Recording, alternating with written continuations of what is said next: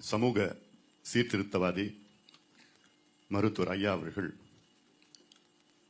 போர்கள் ஓய்வதில்லை என புத்தகத்தை எழுதி அந்த புத்தகத்தின் வெளியீட்டு விழாவில் கலந்து கொண்டு இங்கே ஏற்புரை ஏற்க இருக்கின்ற சமூக நீதி போராளி சமூக சீர்திருத்தவாதி சோசியல் ரிஃபார்மிஸ்ட் மருத்துவர் ஐயா அவர்களே, ராமதாசன் பணிவான வணக்கங்கள். உங்கள் அனைவரையும் நானும் ஒரு முறை அன்போடு வரவேற்கின்றேன்.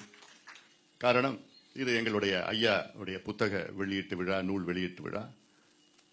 எங்களுக்கெல்லாம் ஒரு மகிழ்ச்சியான ஒரு நாள்.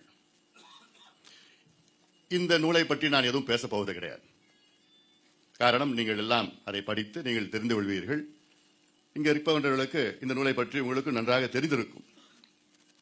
இதற்கு முக்கியமாக ஒருவருக்கு நான் நன்றி சொல்ல வேண்டும். பாவேந்தன் அவர்களுக்கு நான் தனிப்பட்ட முறையிலே நன்றி சொல்ல வேண்டும். காரணம், இந்த நூலை அவர் தொகுத்து, ஐயா அவர்கள் சொல்ல சொல்ல, அவர் எழுத எழுத அதெல்லாம் தொகுத்து இந்த நூலை உருவாக்கியிருக்கின்றார்கள். இந்த நூலில் இருப்பது எங்களை பொறுத்தவரை வெறும் ஐயா செய்த வெறும் 10% தான். 90% இந்த நூலிலே கிடையாது. அதை பற்றி பேச வேண்டும் என்றால் மணிக்கணக்கில் பேசலாம். நம்முடைய கௌரவ தலைவரை விட்டா நான் ஒரு நாள் முழுவதும் பேசிக்கிட்டே இருப்பேன். தண்ணி கூட குடிக்காம பேசிட்டே இருப்பார் அவர். ஏன்னா அவ்வளோ இருக்கு, பேசிக்கிட்டே இருக்கலாம். எவ்வளோ சாதனைகள் நான் சொல்லியிருக்கிறேன். ஒரே வார்த்தையில் சொல்லிட்டேன், சமூக சீர்திருத்தவாதி, அவ்வளவுதான்.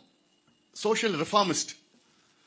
இப்படி ஒரு மனிதன் உருவாகுவது மிக மிக அரிது. 100 ஆண்டுகளுக்கு முன்பு ஒரு மனிதன் பிறந்தார், தந்தை பெரியார் அவர்கள்.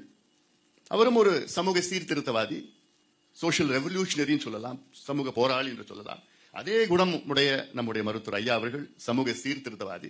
ஏன்னா இந்த சமூக சீர்திருத்தவாதி என்றால் எல்லாமே எல்லாம் ஒன்று சேரும். அது கல்வியிலையா, சுகாதாரத்திலையா, நீர் மேலாண்மையிலையா, விவசாயத்திலையா, சட்டத்திலையா, நம்முடைய வேந்தர் அவர்கள் ஐயா சொன்னது போன்று இன்னும் எத்தனையோ செயல்களை ஐயா செய்ய வேண்டும் என்று வேந்தர் மரியாதைக்குரிய ஐயா விஸ்வநாதன் அவர்கள் கேட்டுக்கொண்டார். நிச்சயமாக இது எல்லாமே உள்ளடங்கியது ஒரு சமூக சீர்திருத்தவாதி. எனக்கு பொறுப்பு வேண்டாம், பதவி வேண்டாம், சட்டமன்றத்தில் நாடாளுமன்றத்தில் என் கால்கள் படாது என்று யாராவது சொல்லுவாங்களா?